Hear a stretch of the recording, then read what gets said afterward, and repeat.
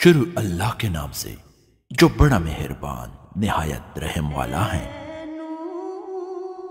حضرت ابو سعید خدری رضی اللہ تعالیٰ عنہ فرماتے ہیں کہ انہوں نے رسول اللہ صلی اللہ علیہ وآلہ وسلم کو یہ ارشاد فرماتے ہوئے سنا، جس شخص نے 5 اعمال ایک دن میں کیے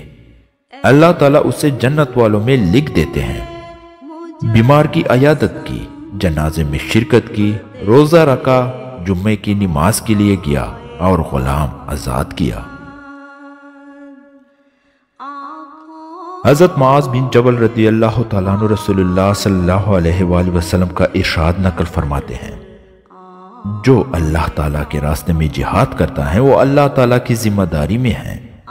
جو بیمار کی عیادت کرتا ہے وہ اللہ تعالیٰ کی ذمہ داری میں ہے، جو صبح یا شام مسجد میں جاتا ہے وہ اللہ تعالیٰ کی ذمہ داری میں ہے، جو کسی حاکم کے پاس اس کی مدد کے لیے جاتا ہے وہ اللہ تعالیٰ کی ذمہ داری میں ہے، اور جو اپنے گھر میں اس طرح رہتا ہے کہ کسی کی غیبت نہیں کرتا وہ اللہ تعالیٰ کی ذمہ داری میں ہے۔